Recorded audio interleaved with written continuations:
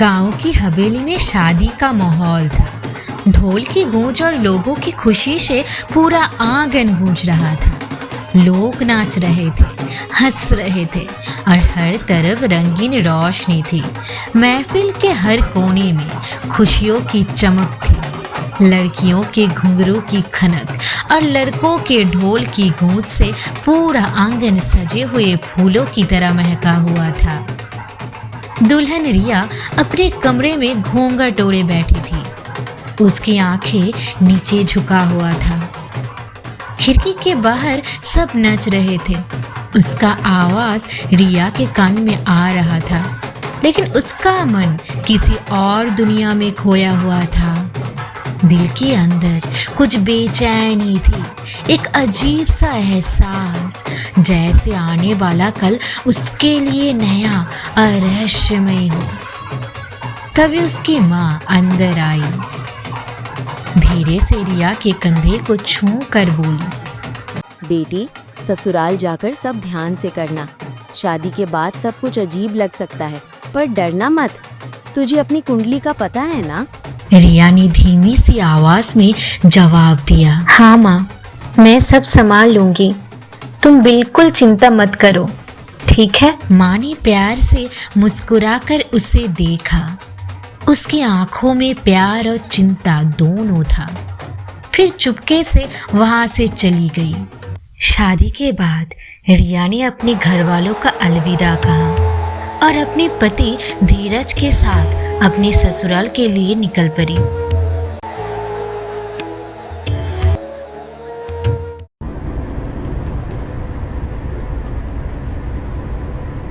गरी सुनसान रास्ते से गुजर रही थी और रिया के दिल में एक अजीब सी गुनगुनाहट हो रही थी। अपना घर पीछे छोड़ आई थी वो, और आगे जो इंतजार कर रहा था वो अभी तक उसके लिए अजनबी था। रास्ते में पेड़, गलियां और रात की सन्नाटा भी कुछ अलग सा लग रहा था, जैसे पूरी दुनिया उसके नए सफर के लिए रुक गई हो। वो कार में बैठे यही सब सोच रहा था। कुछ देर बाद वो अपने नए घर के पास पहुंची।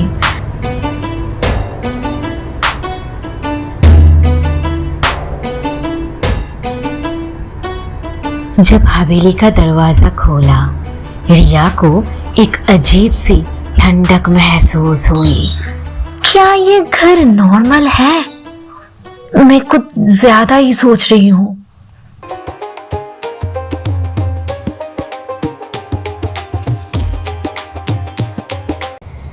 बहुत रात हो गया है, मैं यहाँ अकेली हूँ। मुझे इतना अजीब सा क्यों लग रहा है? बेटी, ये घर तुम्हारा अपना है। किसी चीज की जरूरत हो तो मुझे बताना। मैं तुम्हारी माँ जैसी हूँ। कुछ भी बताने से बिल्कुल मत सोचना। ठीक है मम्मी, कोई ज़रूरत होगा तो मैं ज़रूर आपको बताऊंगी। ठीक है बेटी, फिर मैं चलती हूँ। अपना ध्यान रखना। Good night. रिया का सास रंबती देवी मुस्कुराकर वहां से चली गई। कमरे पर अकेली रिया इधर उधर देखने लगी। धीरे धीरे रात गहरी होने लगी।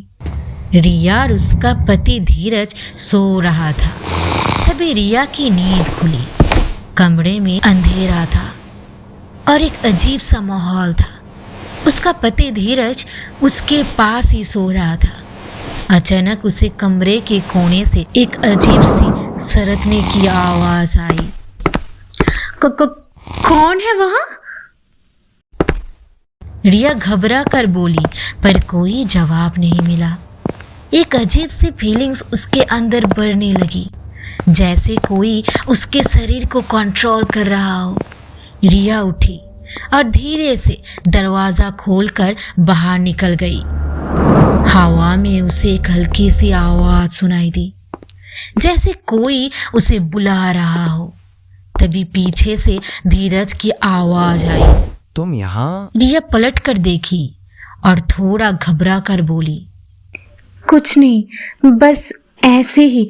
मुझे लग रहा था जैसे कोई इधर हो। माँ ने तुमको बताया नहीं? रात में अकेला बिल्कुल भी मत निकलना, और यहाँ तो बिल्कुल भी अकेली मत ठीक आना, है। समझ गए? और ऐसा नहीं होगा। मुझे लग रहा था जैसे कोई इधर आसपास हो। मुझे कुछ अजीब सा फील हो रहा था, इसलिए मैंने बाहर आई। ठीक है, मैं फिर से ऐसे कभी नहीं करूँगी, मैं प्रॉमिस करती हूँ। ठीक है, ध्यान रखना। बहुत रात हो गई है, अभी रूम में चलो। ठीक है। रिया ने सर हिलाकर कहा और चुपचाप धीरज के साथ अंदर चली गई। उसके मन में एक अजीब सा डर बैठ गया था। दिन बीतते गए और हवेली का राज गहरा होता गया। एक दिन धीरज रिया के पास आई। रिया, क्या कर रहे हो तुम यहाँ? कुछ नहीं, बस यही सिर्फ देख रही थी बाहर। कोई काम है क्या? हाँ, मुझे तुमसे कुछ जरूरी बात करनी है। थोड़ा इधर आओ।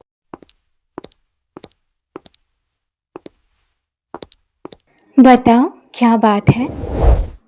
रिया, मुझे काम से 2 दिन के लिए बाहर जाना पड़ेगा। तुम्हें जो बताया था वो सब ध्यान में रखना। कोई भी जरूरत होगी तो माँ से मांग लेना, और अपना ख्याल रखना। मैं जल्दी लौट आऊंगा, ठीक है? ठीक है, आप जाइए और चिंता मत कीजिए। आपने जो जो मुझे कहा था, मुझे सब कुछ याद है, और मैं जो वादा किया है वो वादा मैं नहीं तोड़ूंगी। आप निश्चिंत होकर अपना काम कीजिए और जल्दी काम करके लौट आइए, ठीक है? चिंता मत कीजिए। ठीक है, फिर मैं चलती हूँ।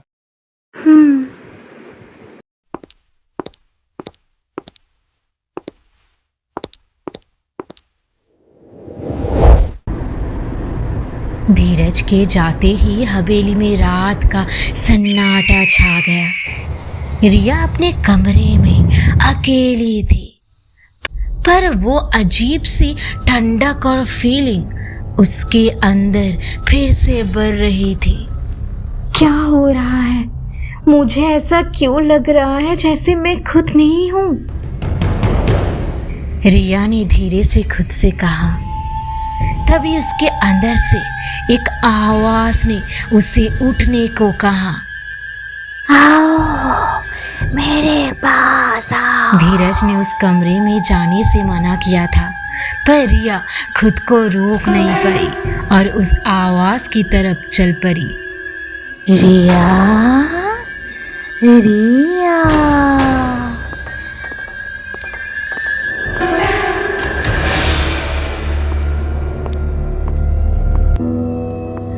चलते चलते वो एक बंद कमरे के सामने पहुंची। दरवाजा धीरे से खुला, पर अंदर कोई नहीं था। और अंदर झांक कर देखा, एक लाल जोड़ा जमीन पर पड़ा था और बाकी सब कुछ जला हुआ था। जोड़ा नया लग रहा था, जैसे अभी पहना गया हो। रिया ने घबरा कर जोर से पूछा, कौन है वहाँ? कोई है क्या?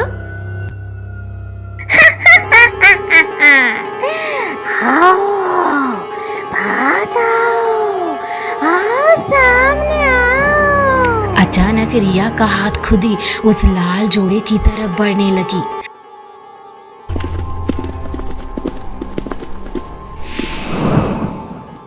कौन हो तुम? कौन हो? कौन? कौन हो तुम? कौन हो? मैं वृंदावती हूँ, इस घर की बड़ी बहू।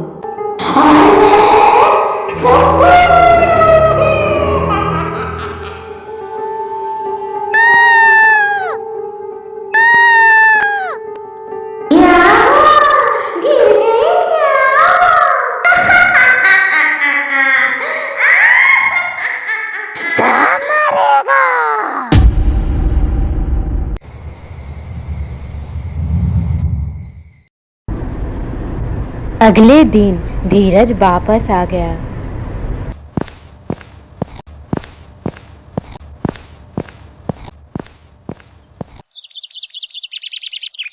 रिया, ये क्या सुना मैंने? आप कब आए? ये क्या सुन रहा हूं? तुम बेहोश होकर गिर गई थी। मैंने तुम्हें मना किया था ना रात को बाहर नहीं निकलना। तुमने प्रॉमिस किया था मुझे। एक भी बात कान में नहीं जाता है क्या तुम्हारे? 2 दिन के लिए गई थी और ये सब हो गया। हाँ, आपने कहा था, पर मैं गई थी वहाँ, पर मेरा यकीन कीजिए मैंने खुद से नहीं गाया था। जैसे कोई मुझे खींच कर वहाँ ले गया था। मुझे नहीं पता था मैं कैसे पहुँच गई थी वहाँ पर। मुझे सच में नहीं पता था। मैं वहाँ पे मुझे नहीं पता। मेरा यकीन कीजिए, मुझे विश्वास कीजिए मेरे बात को, मैं सच कह रही हूँ। चुप करो और आराम करो। मैं कुछ ज्यादा ही बोल दिया, सॉरी। आगे कुछ भी करने से ध्यान रखना। मैं अभी चलती हूँ।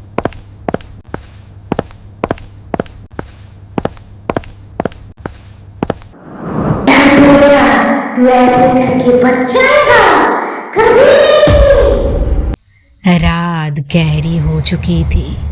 हवेली में सब शांत था, पर रिया के अंदर का भूत अब पूरी तरह से उस पर हावी हो चुका था। मैं किसी को नहीं छोड़ूंगा, किसी को नहीं छोड़ूंगी। मैं सबको मार डालूंगी, सबको मार डालूंगी, बर्बाद कर दूंगी मैं सबको। पूरा हवेली जला दूंगी, मैं राख कर दूंगी जला के। किसी को नहीं छोड़ूंगी, किसी को नहीं। अगले दिन धीरज और उसके परिवार वालों के साथ रिया बैठ के खाना खा रहा था। बेटी, तुम्हारी तबीयत कैसी है अभी? हाँ रिया, तुम्हारी तबीयत कैसी है? क्यों धीरज, तू बहू को दवाई दिया था ना रात को? हाँ माँ। तब ठीक है। क्या हुआ बेटी, तुमने कुछ बोला नहीं? तबीयत ठीक है ना बेटी? क्या हुआ बेटी, सब ठीक तो है ना? तुम ऐसे चुप करके क्यों बैठी हो?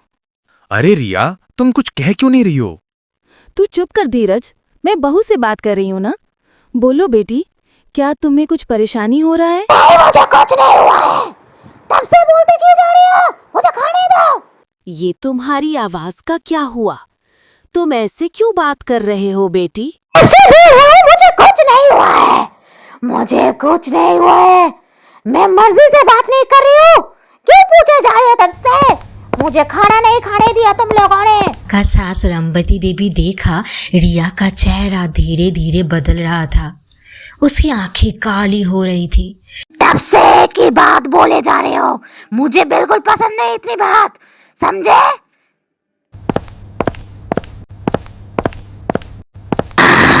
बहू का अचानक क्या हुआ? बेटा धीरज, तूने देखा क्या, कैसे दिन ब दिन बहू का हालत बिगड़ते ही जा रहा है? हाँ माँ, मैंने देखा। अब तो मुझे भी बहुत चिंता हो रहा है रिया के लिए। एक बात बोलूं बेटा? हाँ माँ। बताओ ना, तूने ध्यान दिया कि नहीं मुझे मालूम नहीं, लेकिन मैंने कुछ दिन से देख रही हूँ बहू का चाल चलन, तबीयत, उसका वॉइस धीरे धीरे कैसे चेंज हुए जा रहा है। ऐसा लग रहा है जैसे वो मेरी बहू है ही नहीं, कोई और है।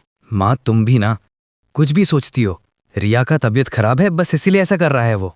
तू भूल गया क्या बेटा, रिया का पहले जो बहू आया था वो किस वजह से भाग गया था तुझे छोड़ के? हाँ माँ, मुझे पता है। इसलिए तो मैंने रिया को बार बार मना किया था, पर वो सुना नहीं और आज ये सब हो रहा है। मैं तेरी माँ हूँ धीरज, मेरी बात सुन। बहू को अभी डॉक्टर की नहीं, कुछ और जरूरत है। मतलब तू जो कर रहे कर, लेकिन मैंने सोच लिया है मैं इस घर पे तांत्रिक ले आऊंगा। मुझे लग रहा है बहू के अंदर किसी बुरी आत्मा का साया है। ये क्या बकवास कर रहे हो माँ तुम? मुझे पता है बेटा, तुम्हें ये सब में विश्वास नहीं, लेकिन मैं चाहती हूँ एक बार लाके देख तो लूं। तो तेरी तरफ से जो करना है कर, लेकिन मुझे ये करने से मना मत कर। ठीक है, और क्या बोलूं, तुम्हारी जो मर्जी है वो करो, लेकिन एक बात याद रखना, मैं ये सब में नहीं आऊंगा। ठीक है बेटा। अग्नि ज्योति महाशक्ति, अंधकार तोड़ने की शक्ति, रुद्रध्वनि वज्र गरज, दुष्ट आत्मा हो भाग हो सर्वज। ओम क्षर ओम घोर, छोड़ो यह भवन का छोर, ना पाए शांति ना पाए ठोर, अग्नि वज्र करे छोर छोर। भूत पिशाच न टिक सके, छाया अंधर न ढक सके, शक्ति क्रोध से बंधन तोड़े, हवेली से दुश्मन छोड़े। हाँ, कौन है?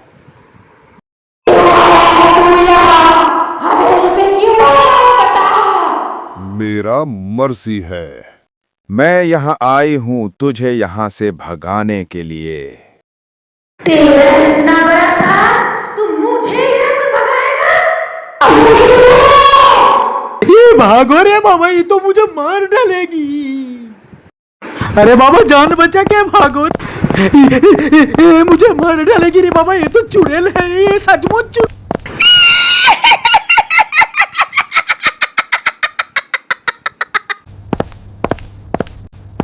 क्या हुआ है? कुछ बात है क्या? आज सब यहाँ पे क्या मौन होकर? कोई खास वजह है क्या?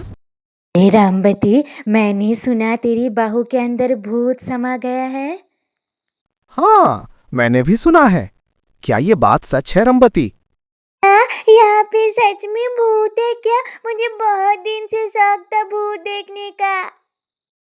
देखिए, ऐसा कोई बात नहीं है। आप लोगों को कोई गलतफहमी हो गया है शायद। चुप करो तुम लोग। और कितने दिन लोगों से ऐसे झूठ कहते रहोगे? हाँ, आप लोगों ने ठीक ही सुना है। ये सब लोग झूठ कह रहे हैं। इस घर की बहू के अंदर भूत समा गया है। अरे, तुम धीरज की पहली पत्नी हो ना? मैं धीरज की पहली पत्नी हूँ और मुझे मार दिया गया था। बताओ सबको, बताओ। धीरज की पहली पत्नी ने हवेली को धीरज के नाम करने से इनकार कर दिया था, इसलिए धीरज ने उसकी मौत का साजिश रचा था और फिर उसकी लाश को हवेली के उसी कमरे में जला दिया था जहां अब खूनी दुल्हन का जोड़ा पड़ा था। लेकिन मुझे ये सब कुछ के बारे में बाद में पता चला था। मैं और कुछ नहीं जानती हूँ। नहीं छोड़ूंगी मैं तुझे धीरज। आज तुझे मेरी आंखों से कोई नहीं मुझे कोई बचाओ। भागो, ये भूत है चुड़ैल यहाँ मुझे पे। मार भागो रे, देगी। सच में वो चुड़ैल से मेरे बेटे को कोई बचाओ। अरे मुझे कोई बचाओ, ये चुड़ैल मुझे मार देगी।